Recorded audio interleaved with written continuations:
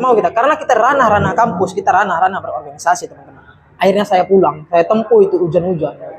Sampai saya di kos-kosan teman-teman, sampai saya di kontrakan. Beliau pas Bang Rawa tadi, senior saya tadi, hanya suruh memasukkan sulop yang baru dibelikannya dari luar ke rumah. Artinya apa teman-teman? Artinya inilah taatnya junior kepada senior.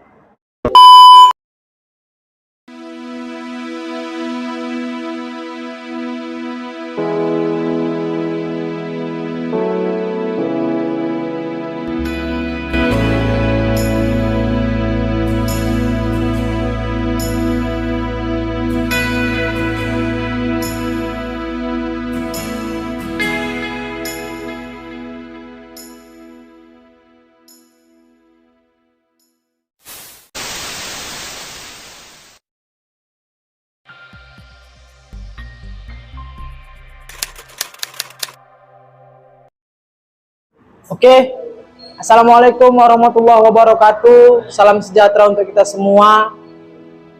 Kembali lagi kawan-kawan, kita berada di channel Ardi Podcast.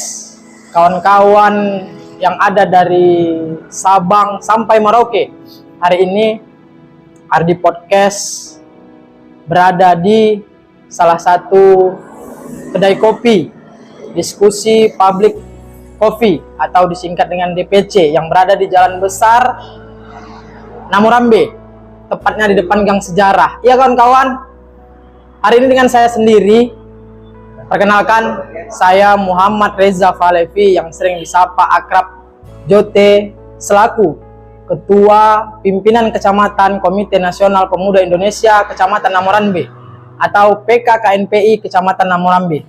Ya kawan-kawan, hari ini Ardi Podcast ingin menyampaikan satu biografi tentang bagaimana hingga sampai saat ini saya menduduki posisi Ketua PKKNPI Kecamatan Namurambe. Ya kawan-kawan, tetap ikuti terus channel ini, karena channel Ardi Podcast menyampaikan hal-hal yang baik, menyampaikan hal-hal yang bermanfaat. Ya kawan-kawan, kita masuk ke biografi saya sendiri. Tadi saya sudah sempat memperkenalkan diri saya. Ya kawan-kawan, saya berasal dari kota Tanjung Balai atau kota Kerang. Saya dibesarkan di sana dan orang tua saya juga berada di sana. Kampung halaman saya juga di sana. Tapi yang perlu kawan-kawan ketahui, bahwasanya semua orang adalah orang pendatang. Tidak ada yang asli. Jadi, dan juga jangan beranggapan kalau kita ini anak kota. Sebab hari raya, Imlek, Natal, Tahun Baru itu adalah pulang kampung, bukan pulang kota kawan-kawan. Ya kawan-kawan. Jadi saya tadi sudah sebutkan asal saya dari mana. Dan hari ini juga saya akan merangkan bagaimana hingga sampai saat ini saya nakoda atau pimpinan kecamatan KNPI Kecamatan Namurambe. Saya juga sekolah dasar saya sampai tingkat SMA, sekolah menengah atas, saya sekolah di kota Tanjung Balai. Dari mulai SD saya sekolah di sekolah dasar kota Tanjung Balai, sekolah Impres. SMP saya sekolah di SMP Negeri 5 kota Tanjung Balai. Di SMA saya juga bersekolah dan tamat dari SMA Negeri 1 Tanjung Balai. Dan ini adalah salah satu sekolah favorit di kota Tanjung Balai teman-teman.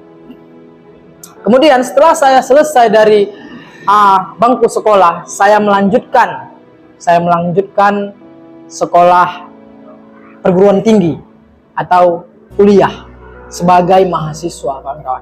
Yang perlu juga kalian ketahui, jadi kalau cerita tentang mahasiswa, cerita tentang perguruan tinggi, sebenarnya inilah yang membentuk jati diri saya hingga saya bisa menakodai PKKNPI Kecamatan Namurambe kawan-kawan. Kenapa saya bilang seperti itu? Uniknya begini, dari mulai pertama ya kawan-kawan, saya sempat berkuliah di UMSU, Universitas Muhammadiyah Sumatera Utara. Tapi ada sedikit beberapa problematika yang terjadi hingga saya tidak dapat melakukan praktek kerja lapangan saya. Saya pindah kuliah dan saya tamat, dan ini adalah kampus di mana tempat saya tamat, Universitas Muslim Nusantara atau sering kita kenal UMN Al-Wasliyah, tepatnya di Garuda. Ya kawan-kawan, dari mulai saya berkuliah, dari mulai saya menjajaki yang namanya perguruan tinggi, saya sudah ikut yang namanya berorganisasi. Dari mulai semester 1 hingga sampai selesai. Waktu saya kuliah di Universitas Muhammadiyah Sumatera Utara, disitulah saya memulai karir saya menjadi organisasi, menjalani dunia organisasi kawan-kawan. Dan disitulah saya dibentuk cara-cara berorganisasi oleh para senior saya. Mungkin saya akan sebutkan beberapa senior-senior yang sewaktu saya kuliah di UMSU itu adalah panutan-panutan saya. Yang pertama, yang saya banggakan itu adalah Ahmad Fauji. Kenapa saya bilang dia sering dipanggil Oji Gede? Kenapa saya bilang beliau adalah salah satu panutan saya dalam dunia organisasi atau dunia gerakan? Beliau tenang dalam menghadapi situasi apapun. Yang kedua, beliau juga memang benar-benar mendidik yang namanya junior. Yang kedua, saya juga punya panutan yang namanya Fauji Asibuan. Beliau salah satu mantan orator yang mempunyai teknis dalam dunia gerakan yang sangat luar biasa menurut saya. Beliau ini adalah, sekarang beliau sudah menjadi kajur atau kepala jurusan bimbingan konseling di UMSU Medan. Terus yang ketiga, panutan saya di dalam dunia gerakan itu adalah Abdul Razak Nasution. Beliau orang kota Tanjung Balai, dan sekarang hari ini juga beliau menjadi pimpinan pusat atau ketua umum Himpunan Mahasiswa Al-Wasliyah, yang mana saya juga pernah diajari beliau, dan saya juga pernah mengikuti gaya-gaya main beliau atau gaya-gaya beliau berorganisasi. Makanya beliau juga salah satu panutan saya di dalam organisasi dan di dunia gerakan. Jadi kawan-kawan, ketika saya gagal kuliah di Universitas Muhammadiyah Sumatera Utara atau UMSU, saya transfer ke Universitas Muslim Nusantara, UMN Al-Wasliyah, dan di situ saya menyelesaikan kuliah saya, teman-teman. Kenapa saya di situ menyelesaikan kuliah saya? Dan itu ada problematika yang mungkin kalau saya jabarkan, nanti kita bisa terlalu panjang. Kalau kalian memang mau tahu itu apa, nanti kita bisa langsung ketemu dan bisa langsung tanya kepada saya. Jadi ketika saya transfer ke Universitas Muslim Nusantara atau UMN Al-Wasliyah, saya juga sudah pernah menjabat sebagai Ketua Sapma Pemuda Pancasila khususnya universitas. Setelah saya memimpin Ketua Sapma PP Pemuda Pancasila di UMN, saya tamat pada 2015. Sebelumnya kawan-kawan, saya adalah Stambuk 2009. Jadi saya menyelesaikan kuliah saya itu dalam waktu 6 tahun. Jadi pada prinsipnya, karena ada pada saat senior yang pernah bertanya kepada saya, sebenarnya kau tamat kuliah itu tepat waktu atau di waktu yang tepat? Nah, ini pertanyaan yang memang benar-benar kadang-kadang mudah tapi susah untuk menjabarkan. Pada saat itu saya memilih untuk tamat di waktu yang tepat, bukan tepat waktu. Jadi saya sibuk dengan berorganisasi saya sibuk dengan berorganisasi. Ketika saya pindah kuliah dan menamatkan di Universitas Muslim Nusantara atau UMN Al-Wasliyah, disitulah baru saya benar-benar kuliah. Disitulah saya baru benar-benar berpikir. Disitulah saya baru benar-benar berpikir, oh begini rupanya, yang selama ini aku lakukan ini salah. Gitu. Artinya salah ini bukan organisasinya yang salah ya teman-teman. Jangan salah persepsi. Kenapa? Mungkin kenapa banyaknya kita tamat kuliah itu kadang kita menyalahkan organisasinya. Salah. Itu salah besar teman-teman. Salahkan dirimu sendiri. Salahkan dirimu sendiri. Kenapa saya bilang salahkan dirimu sendiri teman-teman? Karena kau tidak pernah berpikir, karena kita tidak pernah berpikir. Ketika saya sudah berkuliah di Universitas Muslim Nusantara atau UMN Al-Wasliyah, saya berpikir selama ini orang tua saya mencari nafkah untuk mensekolahkan anaknya tinggi-tinggi teman-teman, untuk memberi pendidikan yang baik untuk anaknya. Tapi kita sebagai anaknya yang kadang-kadang memang lebih memilih main-main untuk kuliah, lebih main-main untuk menarikkan rating pamor supaya kita terkenal. Jadi ketika saya sudah di Universitas Muslim Nusantara UMN Al-Wasliyah, saya mulai berpikir, aku harus menjadi apa yang diinginkan orang tuaku. Aku harus taat dan patuh apa oleh peraturan yang dibuat oleh orang tuaku, teman-teman.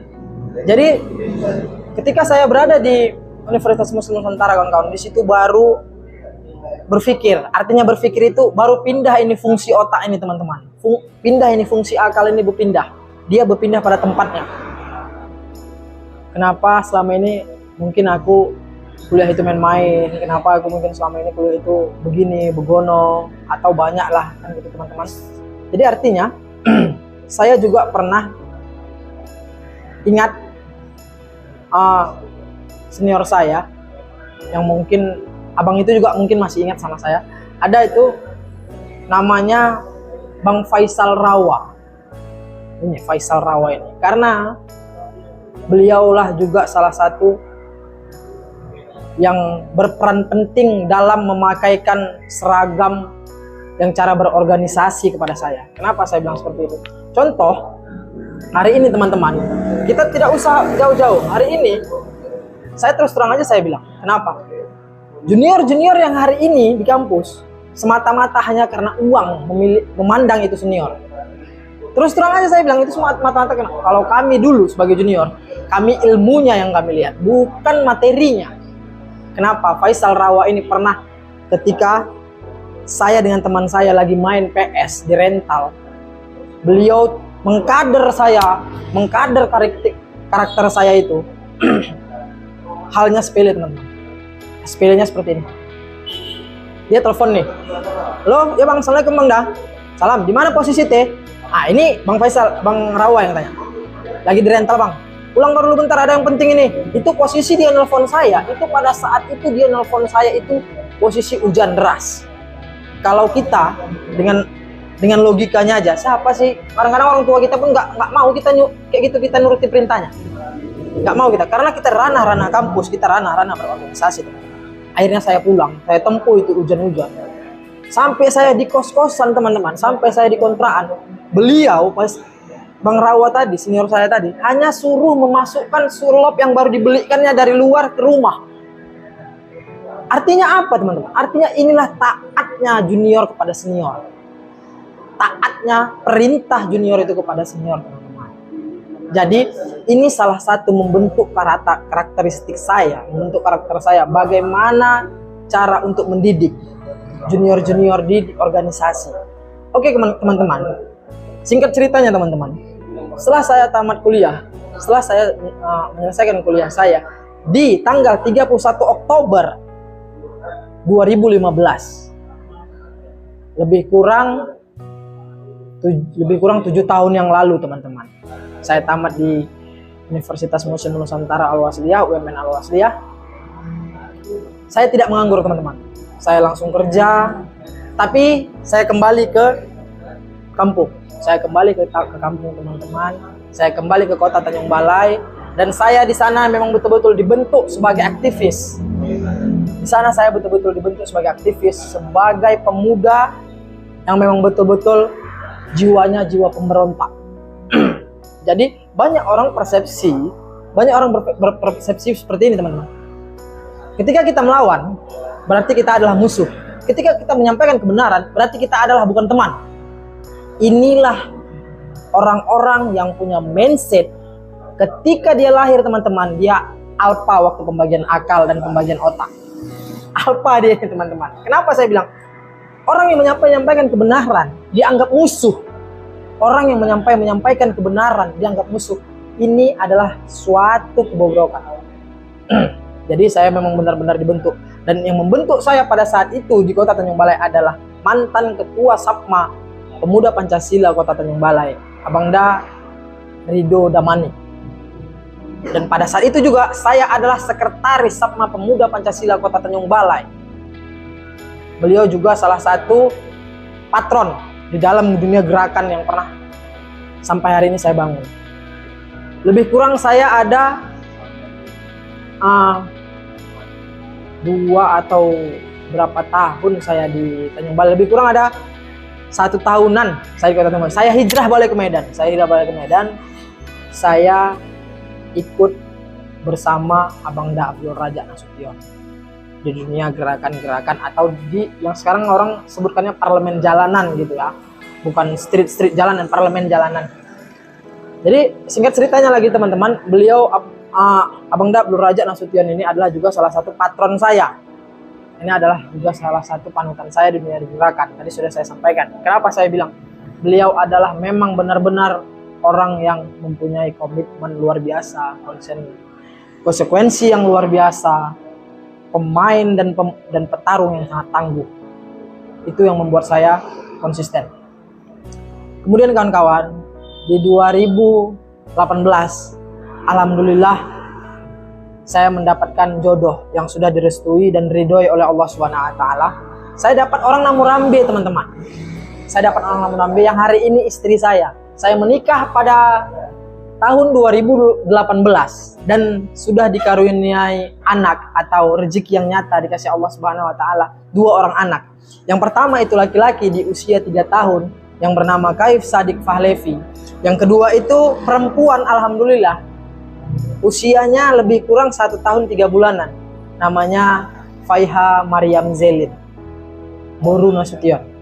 Karena marga saya Nasution, teman-teman. Jadi kawan-kawan yang ada dari Sabang sampai Merauke, setelah saya berumah tangga di 2018 di Namurambe, saya coba jajaki Namurambe.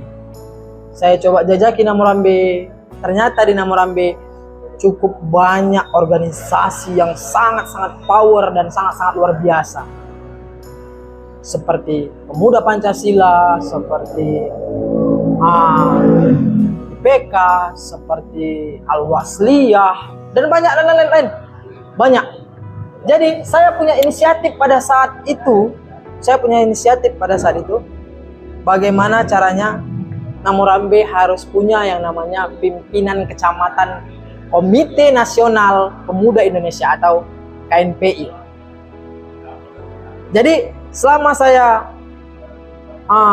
mendapatkan atau meraih posisi KNPI, pertama kali ketua organisasi yang saya jumpai di Namurambe ini adalah Ketua Granat, Sahun Magabe Sembiring.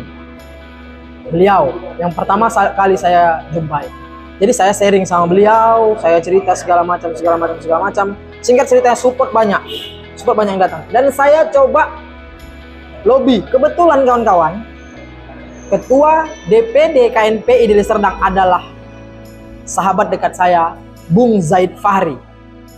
Yang mana ini juga adalah salah satu patron pemuda Deli Serdang. Tenang dalam gerakan, keren dalam taktik, dan luar biasa dalam membasmi. Jadi setelah singkat ceritanya teman-teman, pada sebelum melakukan musyawarah KNPI Kecamatan Namurambe, saya sosialisasi, saya cari tahu siapa ketua KNPI Namurambe sebelumnya, saya sosialisasi sama tokoh-tokoh masyarakat, tokoh-tokoh agama, tokoh-tokoh pendidikan yang ada di Namurambe. Saya sosialisasi ke Polsek Namurambe, Muspika khususnya Camat Namurambe dan Ramil. Saya konsolidasi atau sosialisasi. Kemudian pada tanggal 3, kalau nggak salah saya itu tanggal 5 Maret 2022 berlangsunglah musyawarah KNPI Kecamatan Namurambe, kawan-kawan. Dan alhamdulillah kawan-kawan, dengan hadirnya 17 organisasi pada saat itu, terpilihlah saya secara aklamasi menjadi Nahkoda PK KNPI Kecamatan Namurambe. Pada saat itu saya ingin bagaimana sih melihat Namurambe ini. Jadi kawan-kawan pengurus Namurambe membawa saya keliling Namurambe. Dan saya luar biasanya Namurambe penuh, sangat penuh kawan-kawan dengan pundi-pundi rupiah. Kenapa saya bilang penuh dengan pundi-pundi rupiah? Banyaknya SDA yang bisa dikelola di Namurambe. Namun berbeda halnya dengan yang terjadi saat ini. Contoh kawan-kawan, jadi tidak lama saya menakodai PKKNPI Kecamatan Namorambi. KNPI Namorambi membuat suatu gerakan, yaitu aksi anti korupsi kepada pejabat-pejabat yang ada di Kecamatan Namorambi. Kecamatan Namorambi kawan-kawan, yang perlu kawan-kawan ketahui, 22 kecamatan yang ada di Kabupaten Deli Serdang. Kecamatan Namorambi adalah termasuk 10 besar kecamatan paling besar dengan terdirinya 36 desa. Kawan-kawan bayangkan, 36 desa di Kecamatan Namorambi, tidak satu pun menjadi desa contoh kawan-kawan. Tidak satu pun menjadi desa contoh. Sebenarnya ini ada apa gitu? Ketika kita coba mau sampaikan isi otak kita mau merubah ini mindset, kita mau merubah ini gaya Namorambi, dibilang kita adalah pendatang, kita dibilang adalah pembuat ribut, pembuat huru-hara. Ini kawan-kawan, jadi ini sedikit saya jelaskan kawan-kawan mengenai mindset mereka yang punya seperti ini. Kalaupun mereka tersinggung teman-teman, boleh jumpai saya, ayo kita berdebat. Tapi jangan berdebat di suatu ruangan, tapi kita berdebat di tempat publik, undang seluruh masyarakat. Jadi mindset yang seperti ini teman-teman, ini adalah mindset orang yang tidak pernah mau maju. Kenapa? Pertama, kenapa dia tidak pernah mau kawasannya maju? Sementara sumber daya alam luar biasa di Namorambi. Yang kedua, saya pernah sampaikan, ketika seluruh pemuda di Kecamatan Namorambi ini bersatu, yakinlah, Namorambi ini pasti sampai tercium sampai ke Istana Negara Jakarta sana. Yang ketiga teman-teman, kalau kita dipecah belah teman-teman, kalau kita dipecah belah sama pihak manapun kita dipecah belah teman-teman, yakinlah Namorambi ini tidak akan pernah maju. Percaya sama saya teman-teman, percaya. Jadi hadirnya KNPI hari ini kawan-kawan mau menyatukan seluruh elemen tanpa ada membeda-bedakan. Ingat, KNPI adalah induk organisasi. Bukan berarti KNPI kepalanya, bukan seperti itu teman-teman. Tolong mindset itu dirubah. KNPI ini tempat himpunannya semua, tempat berhimpunnya seluruh pemuda-pemuda yang ingin maju, yang ingin merubah. Kenapa saya bilang seperti itu teman-teman? Saya sangat salut dengan dua tokoh ini teman-teman yang ada di Namorambi. Saya sangat salut dengan dua tokoh ini. Pertama, tokoh masyarakat yang namanya, yang dikenal orang itu adalah Nimbang Tarigan, yang hari ini beliau berdesa di Tangkahan. Kenapa beliau salah satu itu yang saya hormati? Beliaulah tokoh yang saya rasa tokoh masyarakat, benar-benar tokoh masyarakat. Ketika KNPI sedang membuat huru-hara yang kata orang, padahal yang disampaikan KNPI adalah kebenaran, beliau banyak yang mengintimidasi, banyak yang mengintervensi, banyak. Bang Nimbang Tarigan ini tadi banyak yang mendatangi dia, banyak mengintervensi dia, karena beliau adalah salah satu penasehat KNPI Kecamatan Namorambi. Beliau disuruh memberhentikan ini gerakan KNPI, beliau suruh ini dicekal ini KNPI, beliau suruh berhentikan ini KNPI, namun beliau tetap pada pendiriannya. Itu yang paling saya hormat sama beliau. Semoga beliau sehat selalu dalam lindungan Allah Subhanahu wa taala, Tuhan yang Maha Esa. Terus yang kedua, yang paling saya hormati dan paling saya segani di Namorambi ini adalah Kepala Desa Jatikusuma, Bapak Indarto. Ini sudah saya anggap seperti orang tua sendiri, abang sendiri, bapak sendiri. Kenapa saya bilang seperti itu? Saya rasa dari 36 kepala desa, cuman beliaulah kepala desa yang mempunyai mindset yang maju, mindset yang luar biasa, mindset perubahan. Jadi mudah-mudahan beliau juga terus selalu dalam lindungan Allah Subhanahu wa taala, Tuhan yang Maha Esa. Kenapa saya bilang beliau adalah kepala desa yang seperti itu? Beliau ingin merubah desanya. Walaupun beliau hampir sama ini kejadiannya sama Bang Nimbang Tarigan tadi. Beliau juga salah satu penasihat KNPI Kecamatan Namorambi tadi. Beliau juga sempat diterpa hujatan sempat diterpa intervensi, intimidasi, bahkan dari aparat penegak hukum sekalipun mengintervensi beliau, tapi beliau tetap kekeh pada pendiriannya, tetap berdiri tegak pada pendiriannya untuk membela yang benar. Jadi kawan-kawan, saya sampaikan hari ini, saya bukan mau membanggakan KNPI-nya, tidak. Saya mau mengajak seluruh pemuda tanpa terkecuali yang ada di Kecamatan Namorambe. Mari sama-sama kita benahi, kita bangun Kecamatan Namorambe. Ingat teman-teman, 36 kepala desa, satu pun belum ada yang menjadi desa contoh. Kalau kalian tanya, sama saya ujung kuku itu menjadikan desa itu desa contoh. Kalau apa teman-teman? Jika Soekarno punya slogan, beri aku 10 pemuda, niscaya akan guncang dunia. Kan seperti itu teman-teman. Kalau saya teman-teman, beri saya 7 saja pemuda di Kecamatan Namorambe. Saya yakin, jangankan desa, kecamatan pun bisa saya bereskan semua. Beri saya 7 pemuda. Tapi yang benar-benar pemuda teman-teman. Yang benar-benar pemuda, garis bawahi teman-teman. Yang benar-benar pemuda. Itu, 7 saja pemuda. Nah, jadi kawan-kawan, mungkin saya juga menjelaskan inilah bentuk lebih kurangnya perjalanan atau biografi saya, Muhammad Reza Fahlevi, yang sering disapa akrab Jote, Ketua PKKNP Kecamatan Namorambe teman-teman. Dan ada beberapa yang ingin saya sampaikan dan ada beberapa yang harus saya sampaikan kepada seluruh masyarakat dari Sabang sampai Merauke, terkhusus di Kecamatan Namorambe, kecamatan yang paling saya cintai walaupun bukan tempat tanah kelahiran saya. Yang pertama, pemuda hari ini adalah pemimpin masa depan. Yang kedua teman-teman, yang harus teman ketahui, mengalah boleh, kalah jangan. Yang ketiga teman-teman, yang ini yang harus juga teman-teman ketahui juga. Hormati seluruh orang, siapa saja. Hormati, tapi jangan pernah takut sama siapapun. Ya kawan-kawan, mungkin itu saja dari saya teman-teman. Terima kasih.